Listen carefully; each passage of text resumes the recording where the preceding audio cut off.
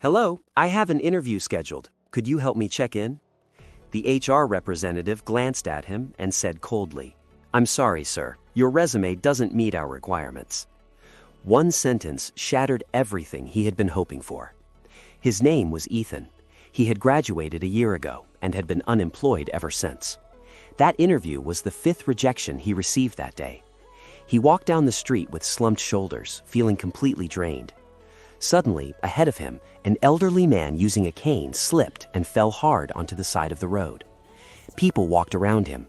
Someone shouted impatiently, "Hey, old man, move away! Don't get my new shoes dirty!"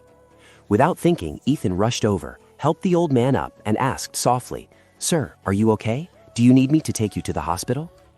The old man rubbed his ankle, forced a small smile, and said, "It's all right, just a minor injury. Thank you, kid." Ethan helped him sit on a nearby bench, made sure he was okay, then quietly walked away.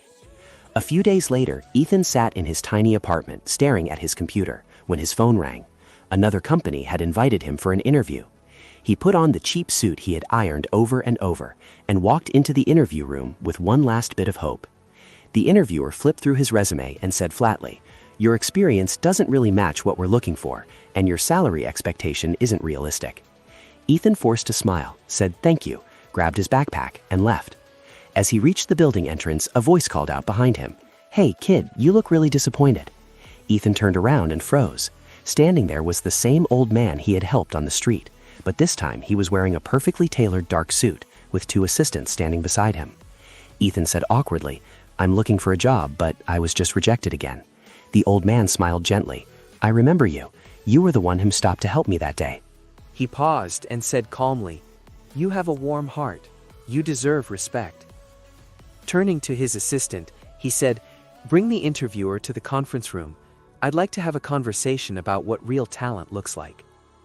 Moments later, the interviewer walked in nervously and froze when he saw Ethan. The old man sat at the head of the table and said calmly, "My name is Henry Morgan. I'm one of the main investors in this company." He looked at Ethan and continued, "This young man is someone I personally witnessed stop for a stranger."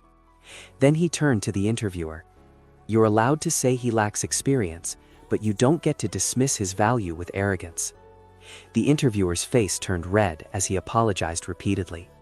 The old man turned back to Ethan and smiled. "I happen to need an assistant right now. If you don't mind starting from the basics, would you be interested?" Ethan's eyes filled with tears. He nodded firmly. "I would." The old man stood up, gently patted his shoulder, and said, "I've always believed that no good deed is forgotten. Sometimes it just takes a little time for the reward to reach the right person.